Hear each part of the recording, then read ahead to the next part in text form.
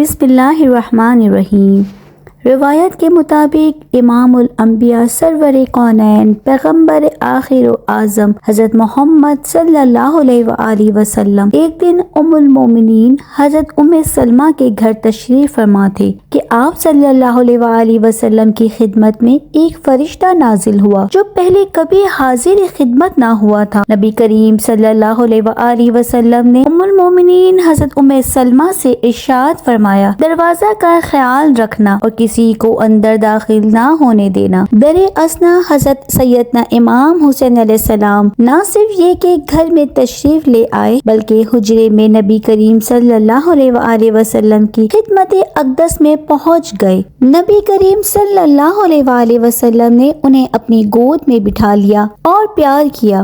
فرشتے نے خدمت نبی میں عرض کیا کہ حضور صلی اللہ علیہ وآلہ وسلم آپ ان شہزادے سے محبت فرماتے ہیں؟ آپ صلی اللہ علیہ وآلہ وسلم نے فرمایا ہاں۔ فرشتے نے عرض کیا، اے اللہ کے رسول صلی اللہ علیہ وآلہ وسلم، وہ وقت بھی آنے والا ہے کہ جب آپ صلی اللہ علیہ وآلہ وسلم کی امت انہیں بے یار و مددگار شہید کر دے گی، اور اگر آپ چاہیں تو میں وہ جگہ آپ کو دکھا سکتا ہوں جہاں یہ شہید کیے جائیں گے۔ پھر اس فرشتے نے سرخ رنگ کی ریت آپ صلی اللہ علیہ وآلہ وسلم کی خدمت میں پیش کی۔ تاجدار کائنات صلی اللہ علیہ وآلہ وسلم نے اس ریت کو سونگھا اور فرمایا، رہ کرب و بلا، یعنی اس سے تکلیف اور شدت کرب کی بو آتی ہے۔ پھر نبی کریم صلی اللہ علیہ وآلہ وسلم نے ام المومنین ام سلمہ کو وہ ریت عطا فرما دی اور فرمایا، اے ام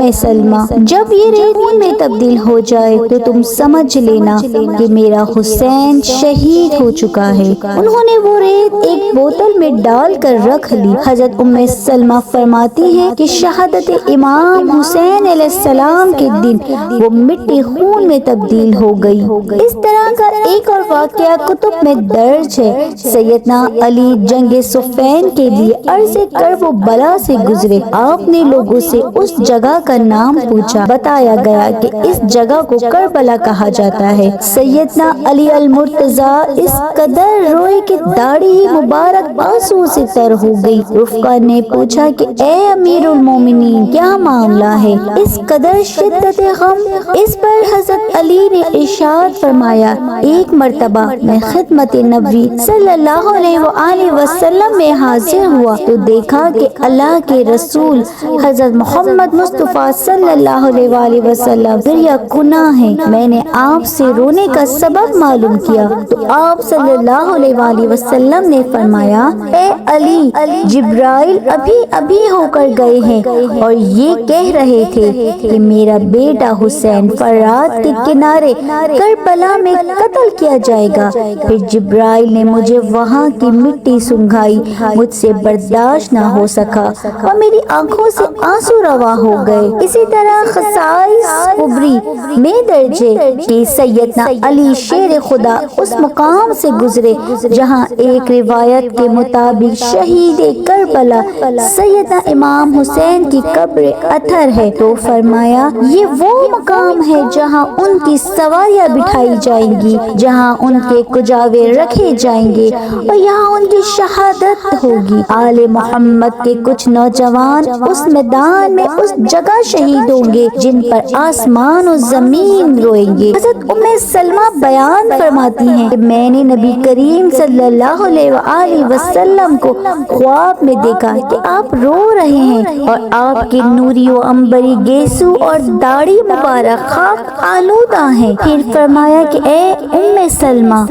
ابھی حسین کو شہید کر دیا گیا ہے۔ اسی طرح حضرت عبداللہ ابن عباس ارشاد فرماتے ہیں کہ میں نے ایک دن دوپہر کے وقت رسول اللہ صلی اللہ علیہ وآلہ وسلم کو خواب میں دیکھا۔ آپ کے بال مبارک مبارک بکھرے ہوئے ہیں، مٹی سے اٹے ہوئے ہیں، اور آپ صلی اللہ علیہ وآلہ وسلم کے دست مبارک میں ایک بوتل ہے جس میں خون بھرا ہوا ہے۔ میں نے عرض کیا یہ کیا ہے؟ آپ صلی اللہ علیہ وآلہ وسلم نے فرمایا کہ یہ حسین اور اس کے ساتھیوں کا خون ہے جسے میں آج صبح سے جمع کر رہا ہوں۔ لوگوں نے اس دن کو خاص طور پر یاد رکھا۔ پھر کربلا سے لٹے پٹے قافلے واپس آئے تو معلوم ہوا کہ یہ وہی دن تھا کہ جس دن سیدنا امام حسین میدان کربلا میں شہید ہوئے۔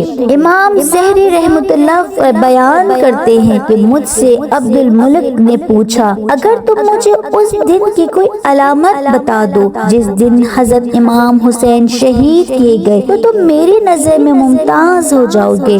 زہری بیان کرتے ہیں کہ میں نے کہا اس دن بیت المقدس میں یہ حال ہو گیا تھا کہ جس پتھر کو بھی اٹھایا جاتا اس کے نیچے سے تازہ خون نکلتا تھا۔ ام حکیم بیان کرتی ہیں کہ جب حضرت امام حسین کو شہید کیا گیا میں اس وقت بچی تھی، میں نے دیکھا کہ آسمان گوشت کے ٹکڑے کی طرح سرخ ہو گیا۔ ابو قبیل بیان کرتے ہیں کہ جب حسین بن علی کو شہید کر دیا گیا تو سورج میں گہن لگ گیا، یہاں تک کہ دوپہر ہی کو ستارے نظر آنے لگے۔ ہمیں یہ خیال ہوا کہ شاید رات ہو گئی ہے۔ امام حسین کی شہادت کا واقعہ تاریخ اسلام میں خون آلودہ حروف سے لکھا گیا، سوز کے ساتھ لکھا اور اشک بار آنکھوں سے پڑھا گیا۔ شہید کربلا سیدنا امام حسین خانوادہ اہل بیت کے ایک اہم فرد ہے اور رسول اللہ صلی اللہ علیہ وآلہ وسلم کی اپنے اہل بیت اور قرابت داروں سے محبت قرآن مجید، فرقان حمید اور فرامین رسول صلی اللہ علیہ وآلہ وسلم سے ثابت ہے۔ رسول اللہ صلی اللہ علیہ وآلہ وسلم اپنے اہل بیت سے محبت کا حکم دیتے تھے۔ اللہ تعالیٰ نے اپنے کلام میں اس کی تاکید فرماتے ہوئے امت پر لازم کیا ہے